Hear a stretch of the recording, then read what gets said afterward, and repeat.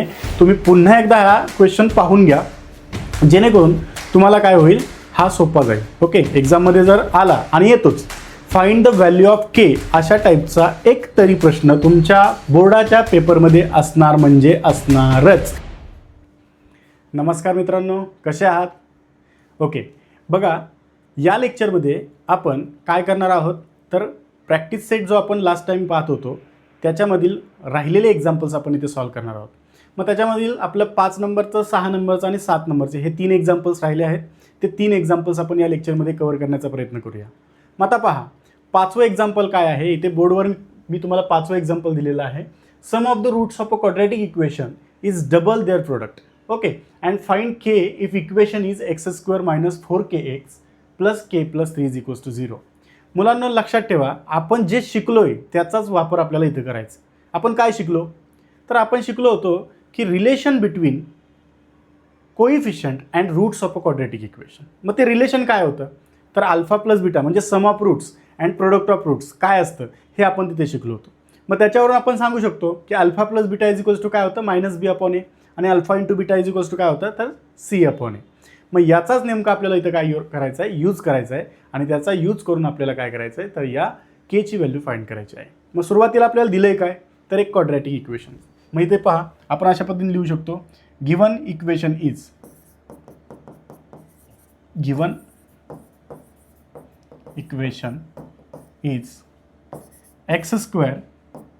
- 4kx + k + 3 = 0. असं equation आपल्याला दिलेलं आहे.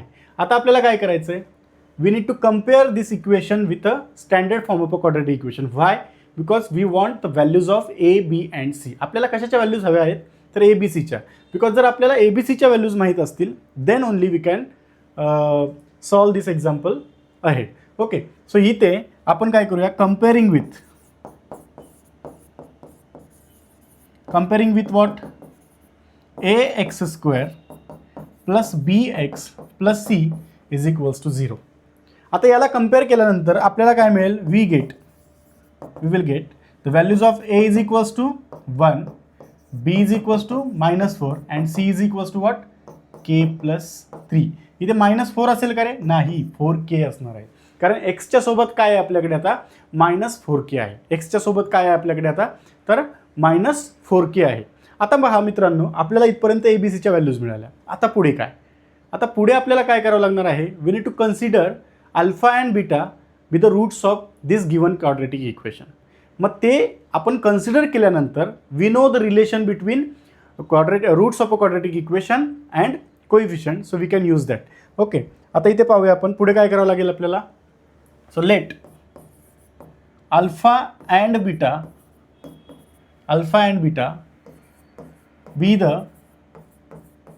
roots of given quadratic equation.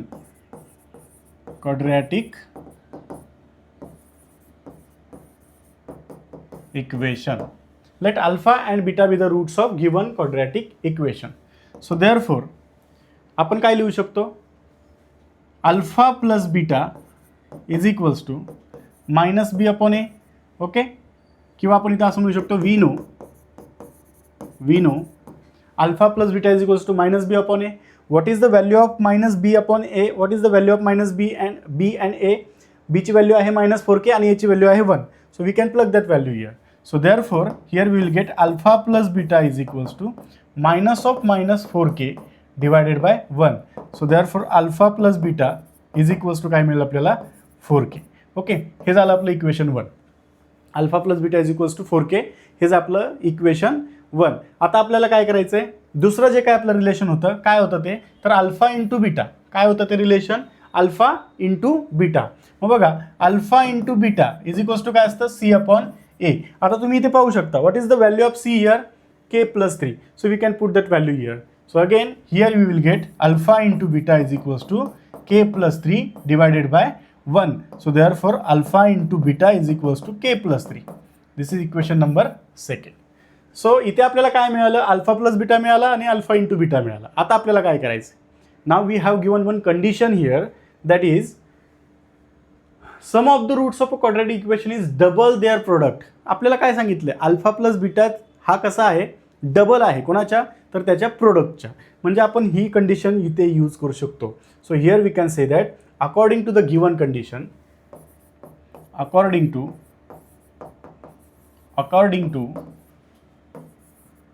Given condition काय लिहू शकतो आपण इथे, तर alpha plus beta is equals to twice alpha into beta.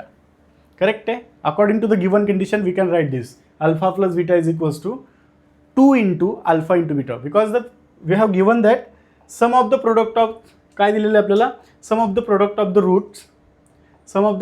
Route of a quadratic equation is double their product. हा डबल आहे, बरोबर का नाही. मग आता अल्फा प्लस बीटाची व्हॅल्यू आणि अल्फा इंटू बीटाची व्हॅल्यू आपण इथं पुट करूया. अल्फा प्लस बीटा आपल्याला मिळाला होता 4k is equals to 2 in bracket, इथे काय मिळालं होतं k प्लस 3. करेक्ट आहे. मग याला आपण सिम्प्लिफाय करू शकतो. कसं, तर 4k is equals to 2k plus 2 3 6. आपल्याला माहिती आहे एखाद्या नंबरने जर एखाद्या ब्रॅकेटला मल्टिप्लाय करायचं म्हटलं तर आपल्याला आतमधील म्हणजे या ब्रॅकेटच्या मधील प्रत्येक टर्मला त्या बाहेरच्या नंबरने काय करावं लागतं, तर मल्टिप्लाय करावं लागतं. सो 2ने या केला मल्टिप्लाय केलं तर 2k मिळाला, 2 इंटू 3 आपल्याला 6 मिळाला. सो इथे आता हा 2k इकडे लाईक टर्म्स असल्यामुळे याला आपण इकडे शिफ्ट करूया. तर 4k मायनस काय मिळेल आपल्याला 2k इज इक्वल्स टू 6, म्हणजेच 2k इज इक्वल्स टू 6 आणि म्हणजेच k is equals to 6 divided by 2. So k ची व्हॅल्यू आपल्याला मिळाली 3. सो इथे आपल्याला k ची व्हॅल्यू काय मिळणार आहे, k इज इक्वल्स टू 3. आपला प्रश्नच तो होता, आपल्याला काय करायचं होतं, तर k ची व्हॅल्यू फाइंड करायची होती. आपल्याला काय करायचं होतं, तर k ची व्हॅल्यू फाइंड करायची होती by using the sum of the roots and product of the roots. हीच कन्सेप्ट आपण शिकलो होतो आणि त्याच्यावरतीच हा क्वेश्चन आहे, त्याच्यावरतीच बेस्ड हा क्वेश्चन आहे. अतिशय सोपा आणि इम्पॉर्टंट क्वेश्चन आहे. तुम्ही पुन्हा एकदा हा क्वेश्चन पाहून घ्या, जेणेकरून तुम्हाला काय होईल, हा सोपा जाईल. ओके, एक्झाममध्ये जर आला आणि येतोच फाइंड द व्हॅल्यू ऑफ के अशा टाईपचा एक तरी प्रश्न तुमच्या बोर्डाच्या पेपरमध्ये असणार म्हणजे असणारच. ओके, आता पहा पुढचं एक्झाम्पल आपण पाहूया. पुढे 6वं एक्झाम्पल दिलेलं आहे, 6 नंबरचं एक्झाम्पल आहे. काय एक्झाम्पल आहे, तर alpha beta are roots of y² minus 2y minus 7 is equals to 0. Okay, असं दिलेलं आहे त्यांनी. काय, alpha beta are roots of what, y² minus 2y minus 7 is equals to 0. Okay, find पुढे सांगितलं आपल्याला, फाइंड पहिला आहे त्याच्यामध्ये alpha square plus beta square आणि सेकंड जे आहे ते आहे आपल्याकडे alpha cube plus beta cube. आता आपण 1 बाय 1 आपण हे सोडवण्याचा प्रयत्न करूया. आता पहा इथे तुम्हाला कशाची गरज आहे, तर तुम्हाला इथे या आयडेंटिटीज माहिती पाहिजेत. काय आहेत बरं या identities, alpha square plus beta square in terms of sum of the roots and product of the roots कसं लिहिता येतं, किंवा alpha cube plus beta cube in terms of sum of the roots and product of the roots कसं लिहिता येईल, तर हे तुम्हाला माहीत असणं गरजेचं आहे. बघा इथे लक्षात ठेवायचं, याची व्हॅल्यू फाइंड करायची आहे, पण आपल्याला काय माहिती असतं, तर अल्फा प्लस बीटा आणि अल्फा इंटू बीटा हे आपण शिकलोय, हे आपल्या चॅप्टरमधलं आहे. मग आपल्याला तेच हवं आहे. ओके, मग आता पाहूया आपण इथे काय करता येईल. आपल्याकडे एक इक्वेशन आहे. सो आपण सुरुवात करताना काय करूया, गिवन क्वाड्रॅटिक इक्वेशन इज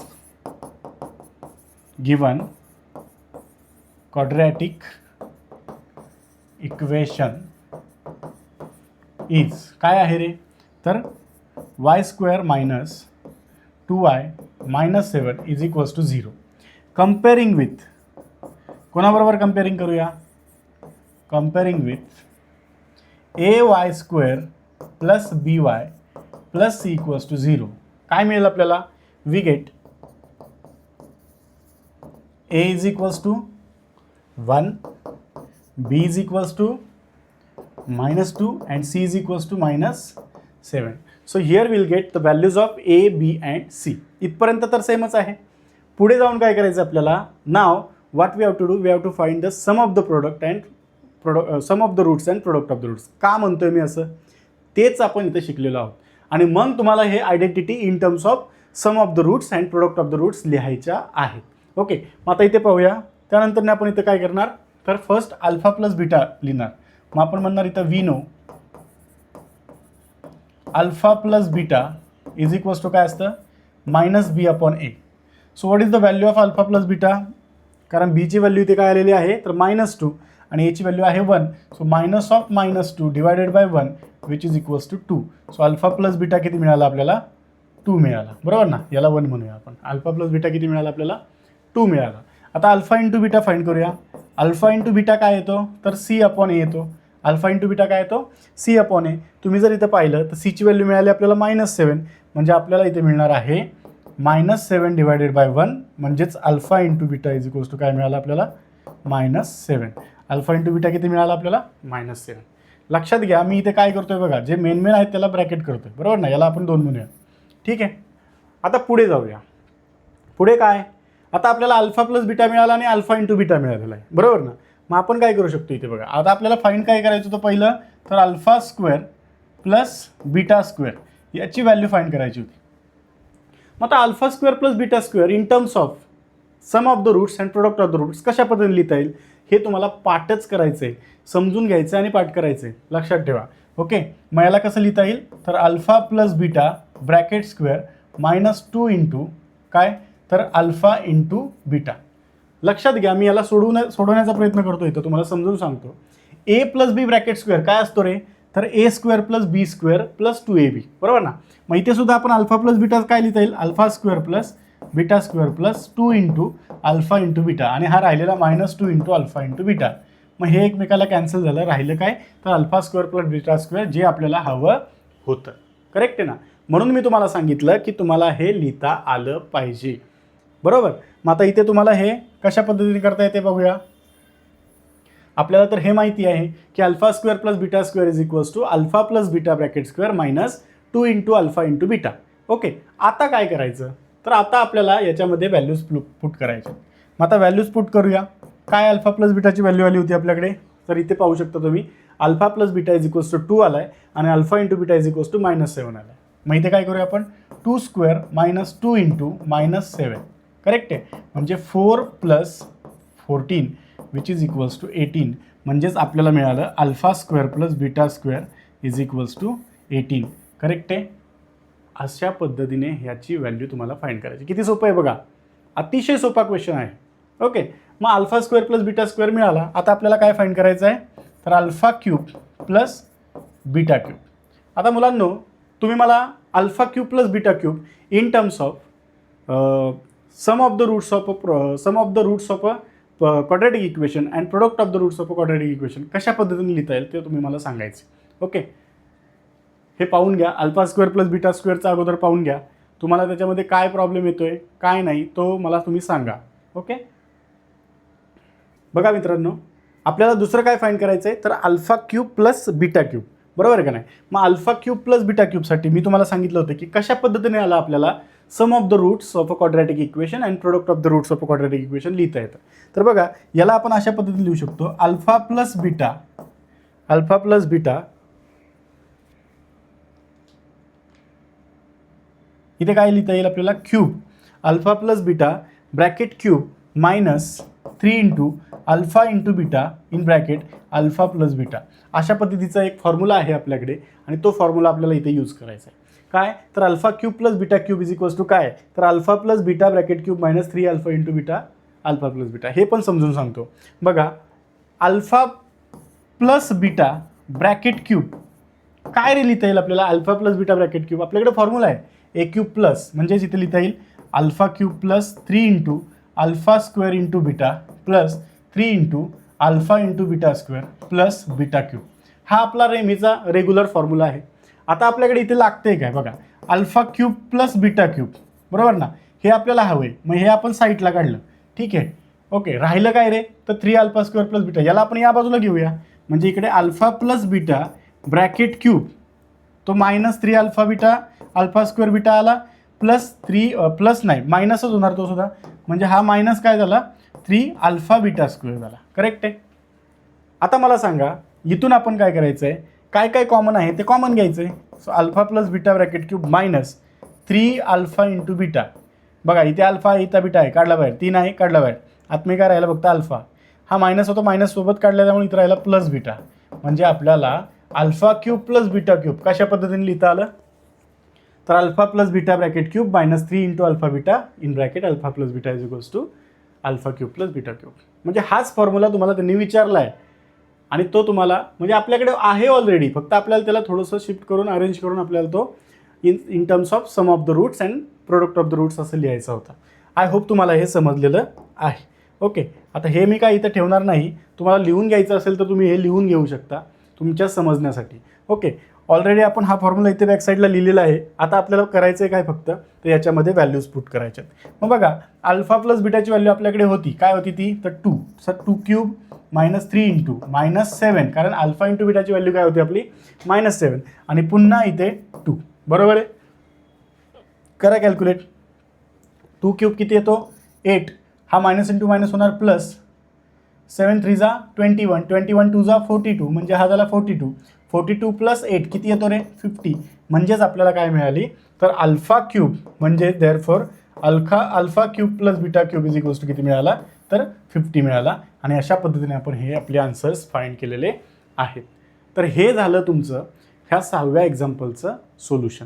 अशा पद्धतीने तुम्हाला वेगवेगळ्या प्रकारचे आयडेंटिटीज दिले जातील. मग तुम्हाला करायचं आहे काय, मी एक शॉर्ट व्हिडिओ बनवेल, त्याच्यामध्ये पूर्ण आयडेंटिटीज ज्या आहेत क्वाड्रॅटिक इक्वेशनमध्ये लागणाऱ्या सर्व आयडेंटिटीज ज्या तुम्हाला विचारू शकतात एक्झामला, त्या सर्व बनवण्याचा प्रयत्न करतो आणि तुमच्यापर्यंत पोहोचवण्याचा प्रयत्न करतो. ओके, त्यावरून तुम्हाला समजेल की कशा पद्धतीचे एक्झाम्पल्स येतात आणि कशा पद्धतीचे एक्झाम्पल्स कशा पद्धतीने आपल्याला सोडवले पाहिजेत हे इथून तुम्हाला समजून जाईल.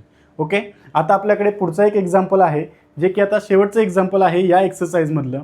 त्याच्यामध्ये आपल्याला काय करायचं आहे ते आपण पाहूया. ओके, आता आपण पुढचं एक्झाम्पल घेऊया.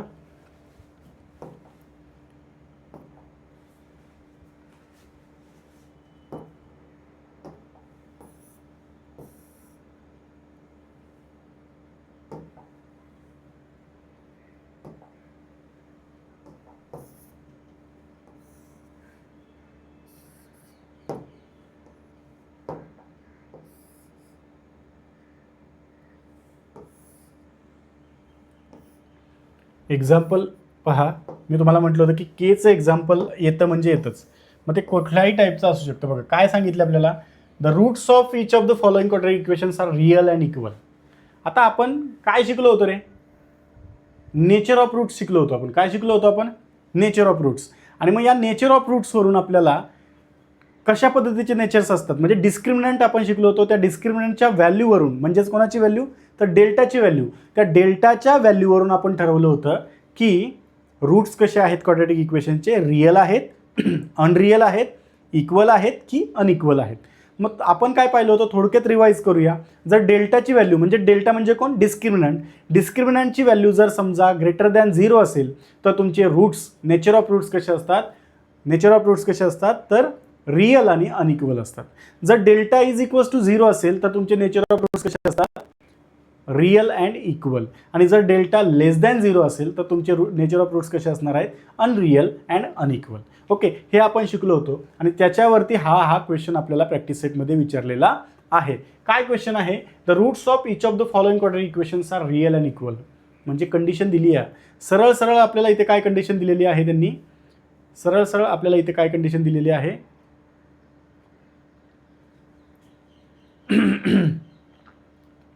काय कंडिशन दिलेली आहे आपल्याला, तर रूट्स कशा आहेत, real and equal.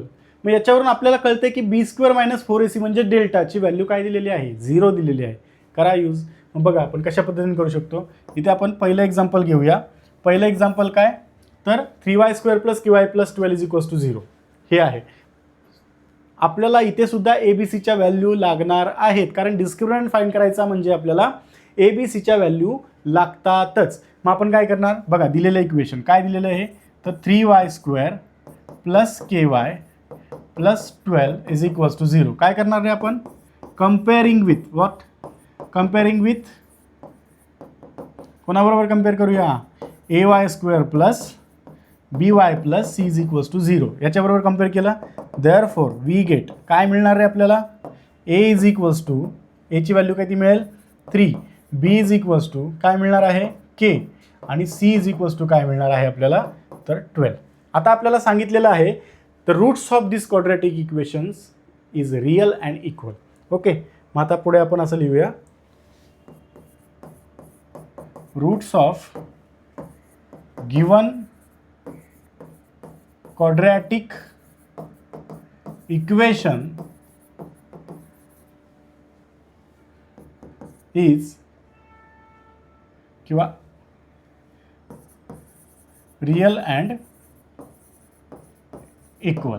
Okay, therefore delta that is nothing but what b square minus 4ac is equals to काय असणार आहे, 0 असणार आहे. मग आता आपल्याला या बी स्क्वेअर मायनस 4ac व्हॅल्यू माहिती आहे. करा बरं, मग काय येणार आहे, काय येतं, b square minus 4ac is equals to काय येतं, त्याच्यामध्ये आपल्याला व्हॅल्यूज पुट करायच्या आहेत. व्हॅल्यूज काय आलेले आहे आपल्या, बी इज इक्वल्स टू के आलेला आहे. म्हणजे इथं आपण काय टाकू शकतो, केचा स्क्वेअर मायनस 4 इंटू ए काय आहे आपला, ए काय आहे आपला ए, तर एची व्हॅल्यू होती आपली 3. ओके, आणि सीची व्हॅल्यू होती आपली 12 इज इक्वल्स टू 0. म्हणजे इथे आपल्याला काय मिळणार आहे बघा, के स्क्वेअर इंटू 12, हा 4 इंटू 3 म्हणजे 12, 12 इंटू 12 म्हणजे 12 स्क्वेअर इज इक्वल्स टू 0. बरोबर आहे का नाही, येस ऑर नो, येस. मग हा मायनस 12 स्क्वेअर त्या बाजूला जर गेला तर आपल्याला काय मिळणार आहे, तर k square is equals to 12चा स्क्वेअर. मग taking square root on both side, दोघांचं स्क्वेअर रूट घेतलं तर आपल्याला के इज इक्वल्स टू काय मिळणार आहे, 12. म्हणजे या ठिकाणी आपल्याला केची व्हॅल्यू किती मिळणार आहे, 12 मिळणार आहे. बरोबर आहे का नाही. ओके, अशा पद्धतीने आपल्याला काय मिळणार आहे, इथे 12 किंवा केची व्हॅल्यू काय मिळेल आपल्याला बघा, तर 12 मिळणार आहे. ठीक आहे, म्हणजे सेमच व्हॅल्यू केसाठी मिळणार आहे. अशा पद्धतीने आपल्याला केची व्हॅल्यू इथे फाइंड करायची आहे. ओके, आता पुढचं एक्झाम्पल आपण पाहूया. याच्यामधलं पुढं काय आहे, पुढचं एक्झाम्पल काय आहे त्याच्यामध्ये, तर बघा इथे तुम्ही जर पाहिलं तर 3y² + qy + 12, जर आपण इथे 12 पुट केला आणि व्हॉट अबाउट -12 पुट केला तर तरीसुद्धा ते बरोबर येणार आहे का, तर येऊ शकतं. केची व्हॅल्यू काही असू शकते. म्हणजे इथे आपल्याला बघा स्क्वेअर रूट घेतोय, त्यामुळे आपल्याला इथं प्लस ऑर मायनस काय करावं लागेल, के इज इक्वल्स टू काय येईल, +or-12. हा त्याचा फायनल आन्सर असणार आहे. ओके, आता त्याच्यानंतर दुसरं इक्वेशन काय होतं आपलं, तर kx इन ब्रॅकेट x - 2 + 6. दुसरं इक्वेशन घेऊया आपण आता. काय आहे ते, second equation kx in bracket काय होतं, तर x - 2 + 6. ओके, लक्षात ठेवायचं आहे.